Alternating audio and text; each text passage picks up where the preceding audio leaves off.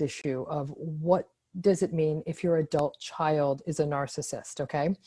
And this is a painful one because for many people, it's sort of an intergenerational reckoning of sorts, that they may have suffered through a narcissistic parent themselves.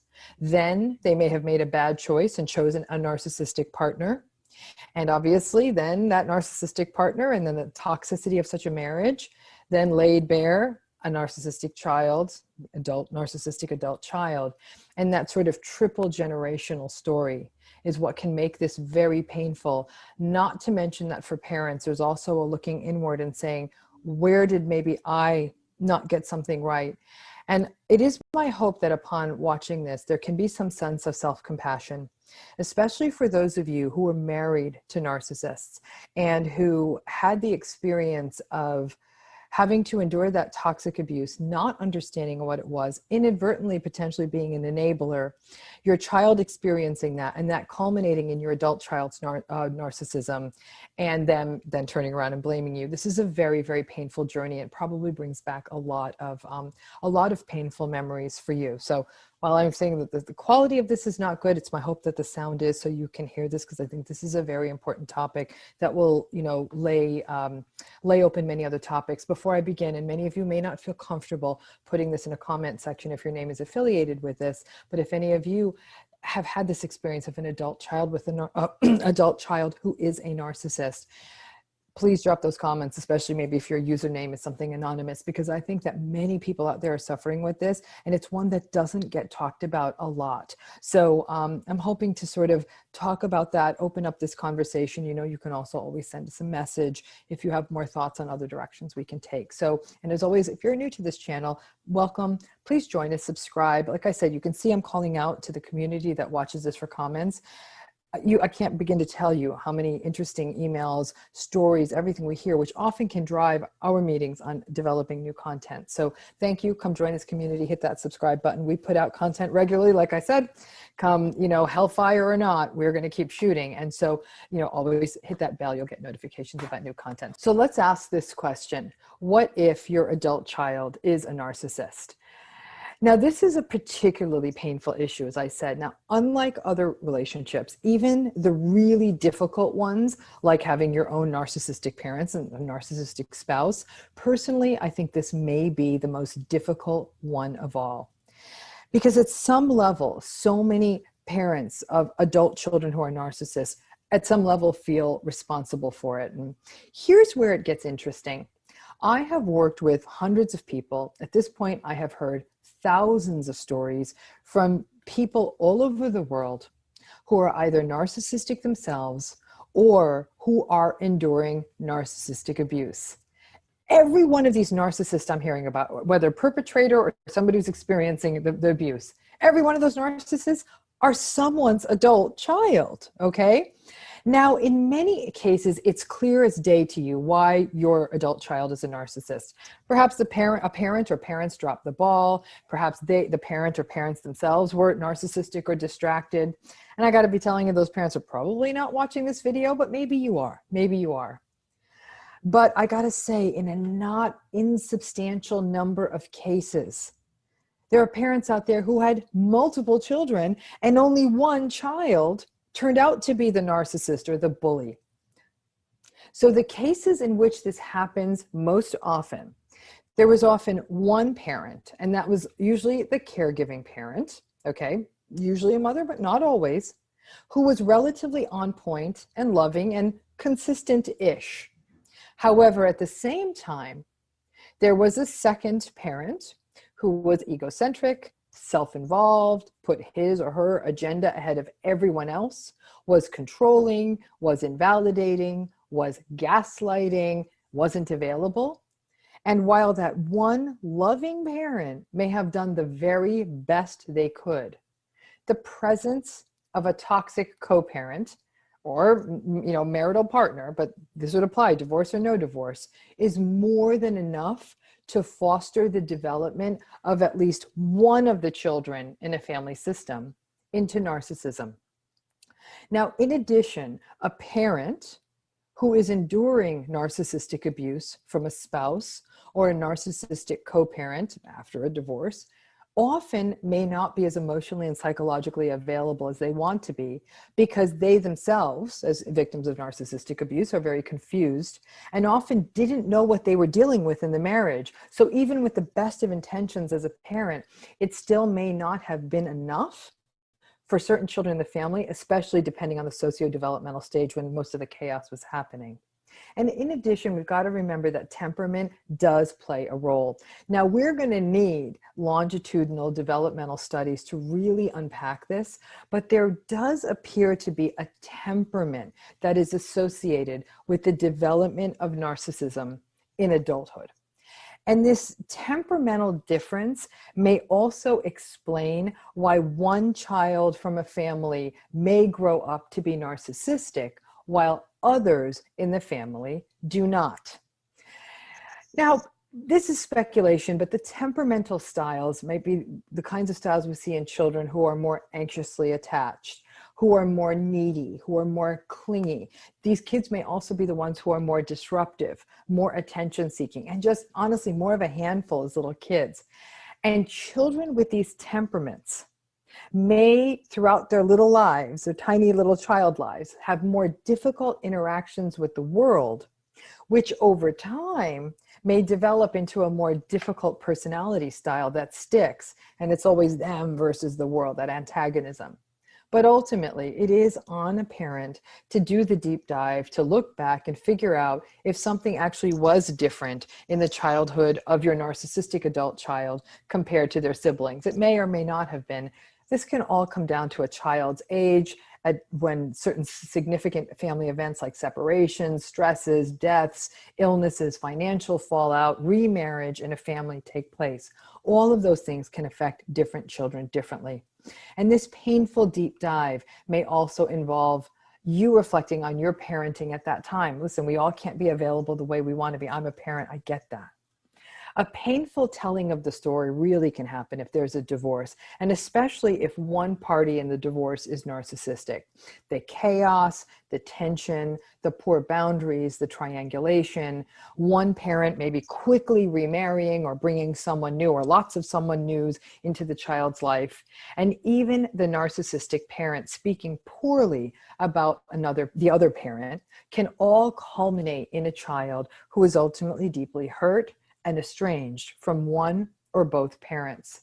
The guilt over a divorce, especially a contentious divorce, can also set into place a pattern of enabling and frankly spoiling children, which is almost understandable because you're trying to make it up for them, but it isn't good for everyone, and it can be particularly toxic and a catalyst for developing and emboldening your narcissistic adult child. Lots of narcissistic adults, we look back, they were just sort of spoiled at a certain window of time. But at the end of the day, here's the deal. You can't unring a bell. And now it is a present time, and you are dealing with an unempathic, entitled, grandiose, demanding, arrogant, invalidating, gaslighting, manipulative, insecure, hypersensitive adult child who has a very big chip on their shoulder. You likely started hearing these hoofbeats in adolescence, the sullenness, the meanness, the cruel comments, the entitlement. And many people may have told you, it's just adolescence, teenagers are tough. And you know what? I don't fault them for saying that, because it's not necessarily an inaccurate stance. It's often true. And as the responsibilities and roles of adulthood set in, that teenage angst and struggle fades, and the person stops with their entitled teenage antics and they start adulting. But in some cases, it never ends. The entitlement, the resentment, the victimhood, the hostility, the manipulation, those styles persist well into adulthood. And all of it gets delivered with the iron hand of, you owe me after failing me as a parent. And if you fall for that manipulation, it's going to be a long, awful ride. The sort of signature move of narcissistic adult children is to keep asking for money or some other similar kind of resource. Their hand may be outstretched every time you turn around. Rent money, money to buy a car, money for a wedding, money for yet another failed educational experience, money for some half-baked business idea, money for a house. And if you are caught up in the sort of strange trauma bond that can occur with an adult child, as well as the paralyzing guilt that you're somehow responsible, you may keep giving in, thinking that this time, if I give them the money, they will finally feel like life is fair, I did right by them, and they'll finally get on their feet and feel independent and start their life, and we'll be okay. We'll have that healthy adult-parent relationship. No, that's not gonna happen. And that's the tragedy of narcissism. Money ain't gonna fix it. Their entitlement is such that they do not feel that they need to work hard and that they should just somehow get the money and somehow magically their half-baked business idea will work out. And if it doesn't work out, they will blame you. And once you give them money for a car or a house or some other big ticket item, or to get them out of a mess that they've made, pretty soon thereafter, they will be upset because they want a better one, they want a bigger one, or they will not take care of or upkeep the one that they got. I have observed parents of narcissistic children put themselves in literal financial peril, which gets really problematic as you as a parent veer to older age, perhaps living on a more fixed income, may end up having unexpected costs of all kinds, healthcare, unexpected emergencies, and I can trust me on this one, please. Your narcissistic child will be nowhere to be found when you need any kind of help at that point. If you're lucky, one of your healthier children, whom you may not have even given nearly the same level of financial support, may step in and help out. Or, and I got to tell you, I've seen this happen many times, you'll end up financially tapped out and in an impossible situation because your narcissistic child cleaned you out financially. Now, narcissistic children frequently play the victim, most commonly blaming you and what they allege to be your bad parenting. Or maybe they blame you for staying in a bad marriage, and they blame all of that for their misery and their failings as an adult. And yeah, maybe a little bit of that is true, we'll give them that. But here's the thing, adulthood is about stepping up and finally taking responsibility and not shifting blame. Once they recognize, though, a narcissistic adult child recognizes that their guilt-inducing manipulations are working, then you will become their financial and emotional ATM and their punching bag.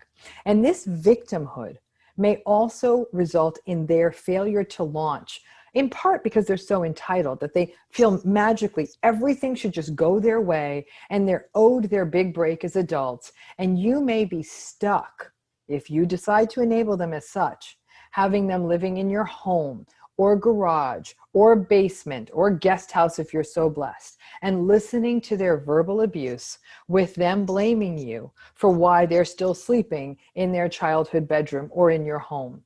And in most cases, once you stop the money or you stop giving them access to limitless funds, they're going to no longer come around. And though you will have to endure an endless litany of angry emails, angry texts, angry voicemails.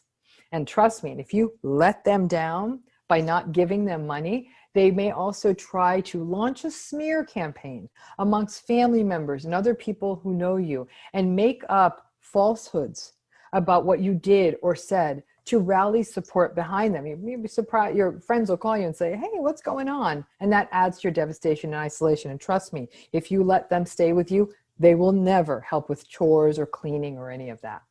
Now, these dynamics also wreak havoc on the rest of the family because the narcissistic adult child often has at least one parent that they've placed firmly in a manipulative corner. So it has all the features of any adult narcissistic relationship. The narcissistic adult child may isolate the parent they're manipulating from other family members. They may even coax that parent into giving them things like power of attorney or other financial powers, such as the executorship of a family trust or will. Narcissistic adult children may also get access to the parents' bank accounts or other financial resources, and they will rationalize this to the parent and other people by saying, hey, I'm the one who's living close to mom or dad, and I'm taking care of them, so this is my right. Again, that entitlement. Their parent, the parent of an adult narcissistic child, may often become quite confused, as we all do in narcissistic relationships. They may make justifications for their adult child, and they may even get angry at other siblings who call out their narcissistic sibling. Because the narcissistic sibling will so often triangulate and launch a smear campaign against his or her siblings, you can see how quickly an adult parent could fall under the sway of a narcissistic adult child, especially as they become more isolated and more dependent on that adult narcissistic child. Not only does all of this relate to resources while the parent is alive, they're spending the parent's money, they're getting, for example, they might get their name on the deed to a house or other big ticket items, cars, etc. But the narcissistic adult can wreak havoc and will wreak havoc when it comes to family trusts, wills, estates, and family businesses. Even if a parent in good faith attempts to create an equitable division of assets upon their death, you can be sure that the narcissistic sibling, who may have already encroached themselves into the parent's finances, will turn the division of assets into a litigated and unjust nightmare. Narcissistic adult children have no problem launching lawsuits against elderly relatives, elderly siblings, just because they're so obsessed with winning and getting what in their toxic, entitled minds they believe is mine, mine, mine. Everything to them is reparations. And finally, there is the ultimate tool of punishment, the ultimate tool of manipulation for the adult narcissistic child: grandchildren. An adult narcissistic child will withhold them and hold the family system hostage with their own children, who may be nieces and nephews to their siblings, grandchildren to their parents. Some parents of adult narcissistic children who are so desperate for contact with their grandchildren will enable their adult child for access to the grandchildren, which seem like the most important thing. And it's understandable, but recognize that the moment you step out of line where your adult narcissistic child is concerned, they will pull those grandchildren back and use them as a weapon. So what are you supposed to do if you are the parent of an adult narcissistic child? First of all, this is all about boundaries, setting them and maintaining them. Whatever your role was, whatever your family story is, you can own it, you can take responsibility for it, and that's that. There are no financial reparations you owe your adult child. And your adult narcissistic child has the right to step away from you if they feel so hurt by what you did or didn't do for them. But to remain in an adult narcissistic child's manipulative prison for the rest of your life as some sort of debt you owe them is unhealthy and can become dangerous for you. Number two, work with a good estate planner, reputable estate planner or trust attorney to ensure that you have whatever assets you have organized in a manner such that one child can make it one child cannot make it so that your wishes are not honored after your death. In addition, and really perhaps even more importantly, make sure that you stay in control of your own finances as long as possible. If you have a difficult, toxic, or manipulative adult child, do not attempt to appease him or her by giving them power over your finances, financial decision-making, healthcare decision-making, and power of attorney. You may be doing what everyone does in narcissistic relationships, just dreaming that someday you will give them enough and wake up and they will stop being so difficult and cruel. That's never going to happen. And in holding on to that hope and giving all of these things away and giving away this power, in essence, you could be putting yourself and other dependents at risk. Number three, please seek out therapy. Of all of the narcissistic relationships to own up to, having an adult narcissistic child may be the most difficult. You once looked into the face of this person and they were an innocent and beautiful and blameless child. Well, that is no longer the case. They are no longer a baby. It's dangerous to get lost in some romanticized fantasy of your babies. This is an adult and a problematic one. Number 4, as you get older, please remain connected to other sources of support. Narcissistic personalities do their greatest damage by isolating their targets. If you are no longer, for example, you have a spouse or a partner, please ensure that you have friends, support groups, maybe relationships with your other children, but some place you can turn to feel heard. Number 5, grieve. It is so painful to have to let go of a child because sometimes no contact may end up becoming the only safe option for you. And if you feel like you've lost your child is exquisitely painful. If you don't go no contact, and I get that, it's very difficult to do with your own child, then this becomes about boundaries. And you may see that once you are no longer willing to give them money or access to money or whatever they're asking for, you don't need to set a boundary because they're going to disappear, and that hurts. Number 6, if you're watching this and you are concerned about someone experiencing this type of psychological, emotional, or financial abuse from a narcissistic child, please consider or explore working with the social services agency in your area to determine if this may actually qualify as something more severe called elder abuse. If a parent is over a certain age, or the parent is disabled, or is experiencing cognitive impairments or any issues that limit your parent's capacity, and an adult narcissistic child appears to be abusing this, or any adult child appears to be abusing this, and abusing the relationship, or siphoning off money, or taking money and not using it for the care of the parent, this may qualify as elder abuse, and you may be able to get legal protections in place for the adult who's experiencing this. Interestingly, I am finding myself working with more and more individuals who are enduring the anguish of a toxic, difficult, abusive, narcissistic adult child. To hear that your adult child who's being so difficult and who's fracturing the family system won't change is devastating. To feel you are somehow responsible is also devastating. The helplessness you feel is absolutely awful. But ultimately, there is no financial number or emotional give this adult child that will address the resentment and anger and victimhood. The odds are that your adult narcissistic child is not making anything work in their adulthood in some ways. They may not be in a steady career, or they may not be able to manage a healthy relationship, or they may not be able to manage relationships with their own children, or they're having multiple children, even with multiple partners that they're incapable of caring for, leaving you potentially with one more financial burden that you may feel responsible for. There is no magic moment when they're going to wake up and hug you and say, Mama, Dad, I know it was a rough ride, but thanks for being my parent.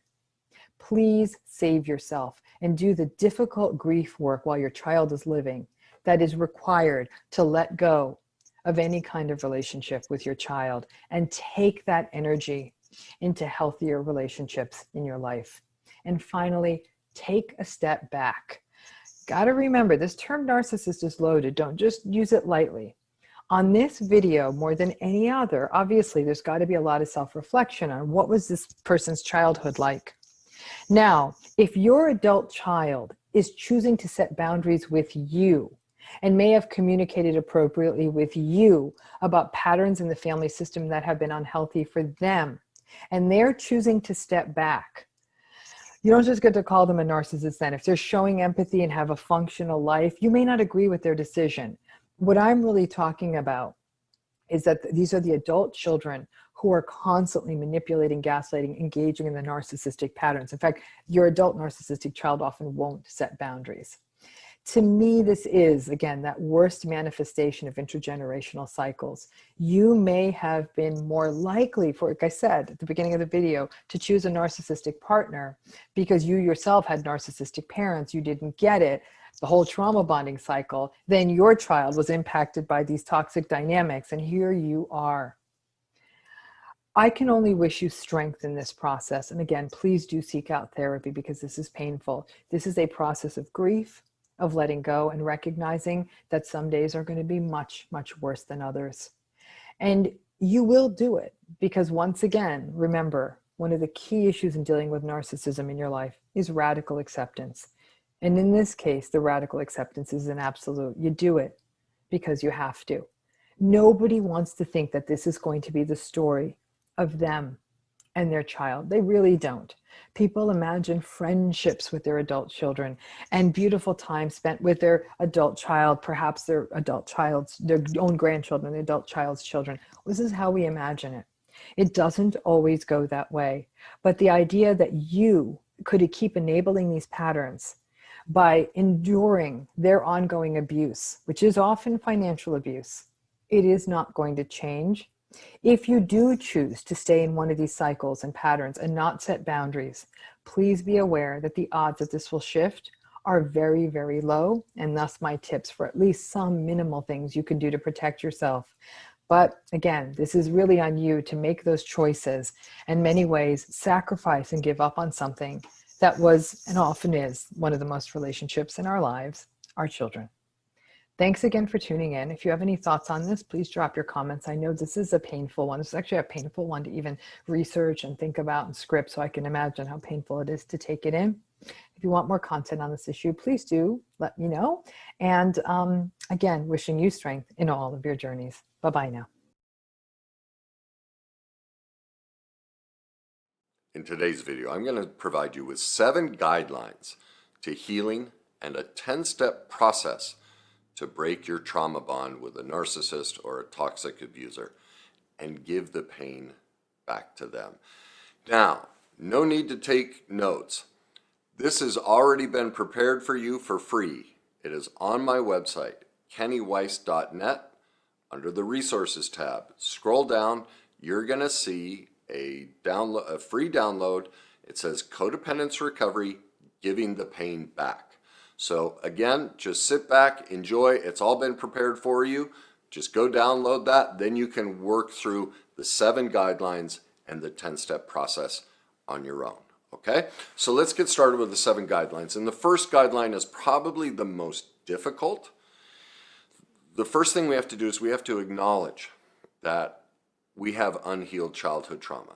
The only way we end up in a relationship with a narcissist or a toxic abusive person is because of our own perfectly imperfect dysfunction and toxicity, whether that be codependence. But these are attachment wounds that we learned in childhood.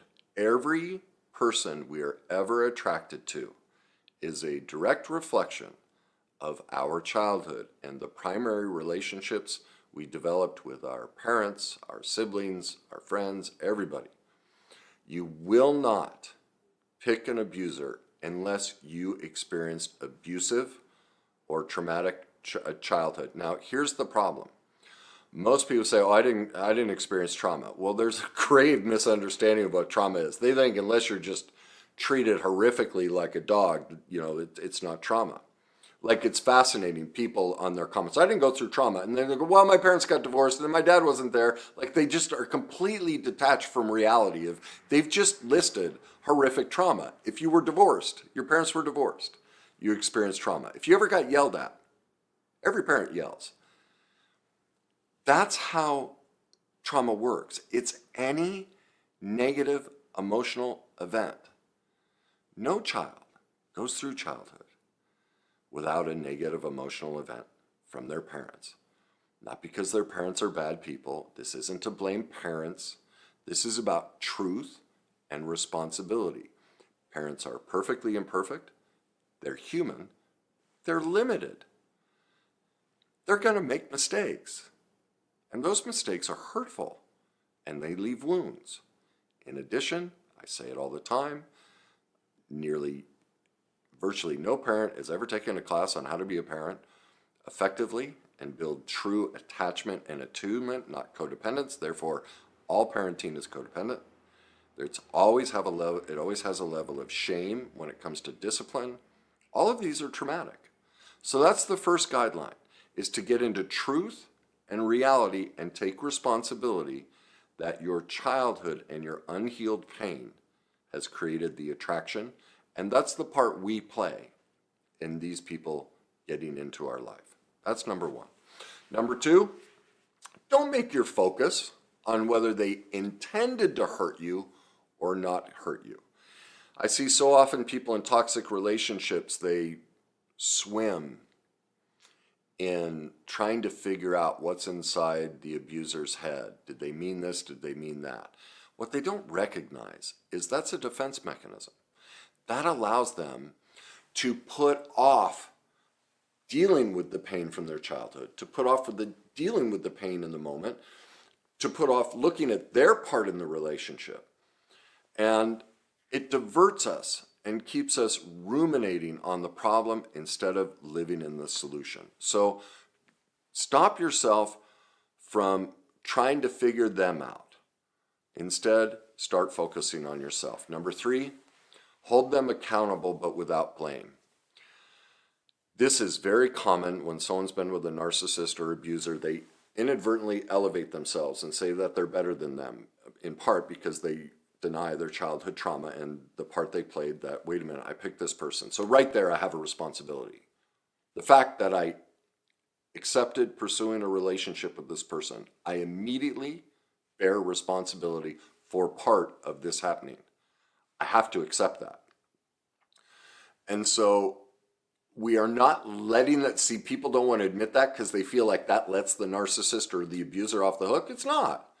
It's just taking personal accountability. It's living in truth and personal responsibility. The other way, using blame, leaves us in resentment.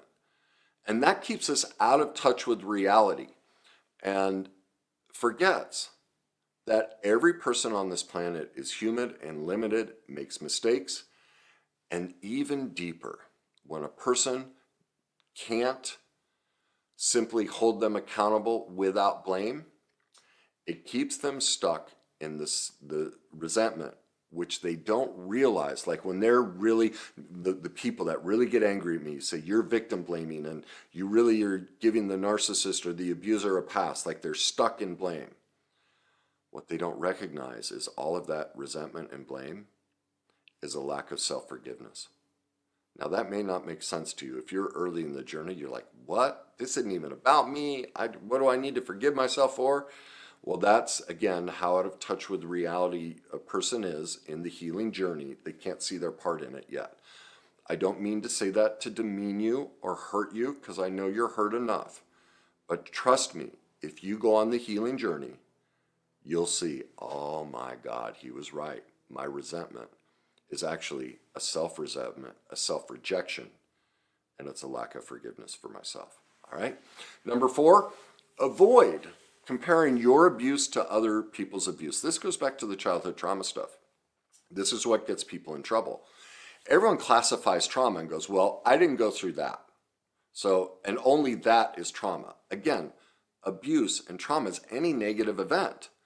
And so the reason people try to grade trauma like that, it allows them to minimize it. It allows them to condone it. It allows them to carry the responsibility. And this is what's happening in childhood. Because they're minimizing their parents' perfect imperfections and all the trauma they experienced, you know, like the divorce, like mom or dad not being there all the time, like showing up late, like all these simple things. They do that so that they can not have to face the trauma they experienced in childhood. And what this allows them to do is not have to take responsibility for that trauma playing a part in their decision to get in a relationship with this person. And so recognize this, that the comparing your abuse to others is robbing you of your safety. Okay? So you want to make sure you stay away from doing that. Number five, when talking about your narcissist or your abuser, use the phrase dysfunctional when thinking about them. Too often, We think of them as good or bad, right or wrong. When we get into judgment like that, when we start classifying them as bad and wrong and all of that, even, and this is, I want to make this clear. Yes, they made bad choices. Yes, they were wrong. That's truth.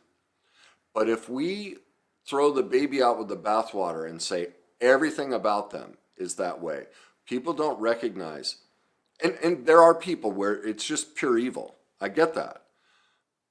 But what people don't realize is when we take that judgment position to elevate ourselves, we're doing that so we can create false power and again avoid our own unhealed pain, our own part in it. And so they don't recognize that this is leaving them in a state of purgatory to suffer the rest of their life. And they'll most likely pick this type of relationship again. It's a covert defense mechanism they use so they don't have to face their own unhealed pain. And so they project it all onto the other one, and they, use all these denigrating names to describe the narcissist and abuser. So that's why I recommend dysfunction, because while what they did was horrific, and I'm not condoning it, when we go down that judgment road, it gives us, you'll see empaths do this. I'm a super empath. I saw some new term that was like a sonic empath. I was like, wow, like it's this angelic position of I'm so much better than them. They don't recognize how narcissistic that position is, that I'm so much better. I'm not bad like them. And they don't realize that that's why they ended up with this person, is because that's a narcissistic viewpoint from the victim position, okay? And that's hurting them. And so again, we're trying to move into maturity and moderation and reality. Everyone's perfectly imperfect. Everyone makes mistakes. Some people are more hurtful than others, but all of us are human and all of us have suffered trauma. And you're going to see why this is important when I get into the process. All right, number 6, focus on those who hurt you, not how you hurt others. All right, so in these first guidelines, I've been basically trying to hold you accountable for the part you've played. That's all wonderful. But here's what happens is you get into reality and truth about the part you play. What usually happens is all that shame, all that sadness, all that hurt from childhood comes up because you start seeing, oh my God, I did use my empathetic nature in a narcissistic way. I did use my victim position. I used all of these things with friends, family members, and so all of a sudden you have a complete shame attack and you start destroying yourself and belittling yourself. Okay? So we want to hold ourselves accountable, but we don't want to hold ourselves accountable to the degree that we destroy ourselves. And so as you start to get into reality, get into truth, and you start to see that you were just perfectly imperfect.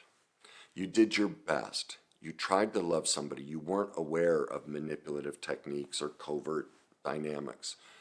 And as you become aware of them, don't shame yourself, because you're going to see, oh my God, I did hurt my kids. I did hurt my partner. I did hurt my friend. And so again, that's why in this recovery process from a narcissist or an abuser, the guideline is don't deal with those we're not dealing with those here. This is for you to deal with the hurt that you experienced, both from the narcissist and in your childhood. That process can be dealt with later.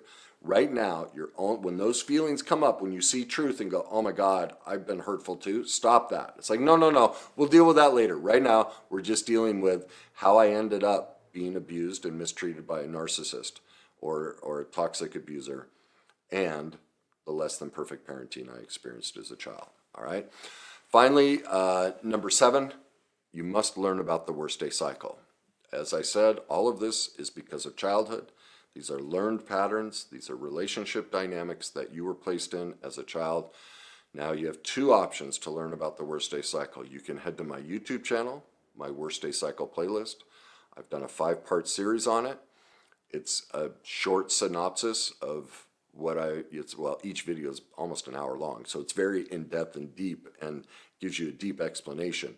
But the full process is in my book. Some people get all ticked off when I mention resources, and it's like, oh, you have to pay for this one, and so if you look at all my stuff, I'm always offering free and paid. You just decide what works best for you. I know this. The people who want everything for free, they don't want to heal.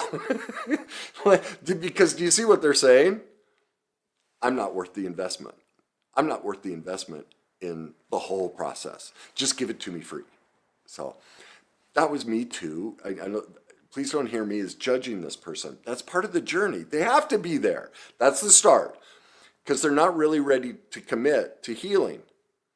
And so when they point the finger at me, I recognize, okay, I was that guy too. I was there. I didn't want to pay for it because I didn't want to pay for me. And so at any rate, that's why I offer so many solutions. I have created so much free content because I'm trying to help this person at least get in the door. Eventually they'll go over here. If they want to heal, they'll go over here. So one is free. The other one is pick up my book, Your Journey to Success. So anyway, I just rambled on. I don't know why I went into that. It doesn't really matter. But let's move on to the 10-step process. Now, I would suggest you use this process in two ways. For many of you, you're going to be too hurt and raw to deal with your childhood trauma. You're probably still too filled with anger and resentment. You've probably already thrown Coke cans at me because you might be caught in that angelic position and think, you haven't played any part in this and none of it's your fault and it's not childhood and all of that. And that's okay. Again, that's part of the journey. So if you're in that position, then use this 10-step process all about them. Don't deal with childhood yet. But eventually, to truly heal from all of this, you're going to have to use this 10-step process for your childhood. Okay? So step number 1, what am I feeling?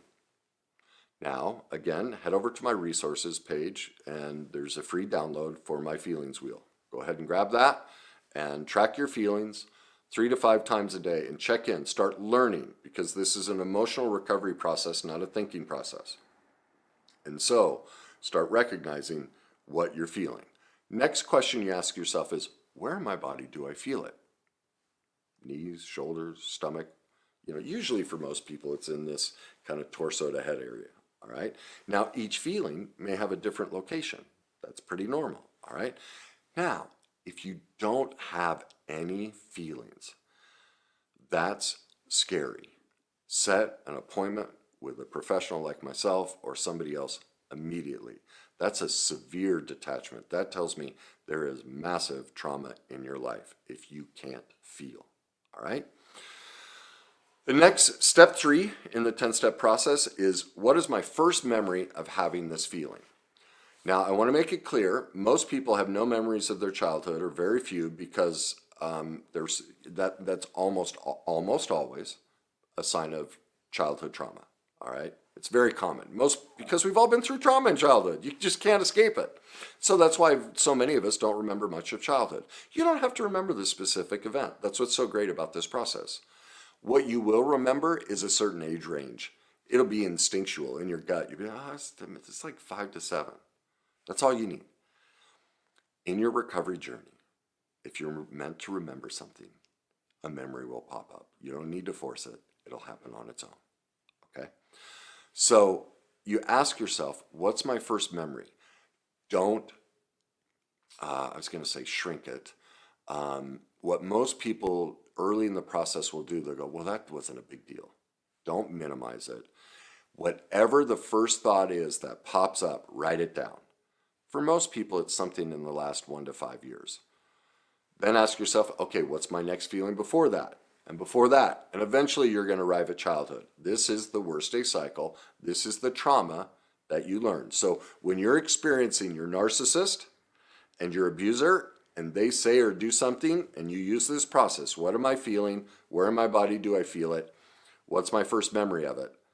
You just found your childhood trauma that created the attraction to the narcissist. Bingo. Like, it's that simple to prove that your childhood was less than perfect. And that right there will bring you into reality of, oh my God, I I felt this same confusion, anger, sadness, neglect, invisible, whatever it is you're experiencing with the narcissist and the abuser. Okay? So there are the first 3 steps. Now, step 4. When those moments happened, you created mantras. Like for me, I would always say, oh, what's the point? See, in my house, I couldn't stand up for myself. And so my dad would do something and I'd get all upset and I'd want to defend myself. And I just learned, what's the point? Well, that's how I ended up with a narcissistic sociopath borderline who was physically and verbally abusive. I also had another older brother who was huge. He could hold me by my head and just pummel me, totally control me. Do you see the tie-in? I could never defend myself in my household. And so I picked a woman. What is the one rule a man has with a woman? Can't touch him, right? So I picked a woman to relive the exact same trauma from my childhood. No voice and abuse, physical, emotional, intellectual abuse. Just what I went through in childhood. It doesn't make me bad. I had no other shot. No one taught me this, that this is how it works. And that I created a mantra. It was, what's the point? Why defend myself? And so we find ourselves stuck in a trauma bond, repeating over and over, going back over and over. I was with her for 10 years. I couldn't leave. I didn't know how. I was just stuck in the worst day cycle.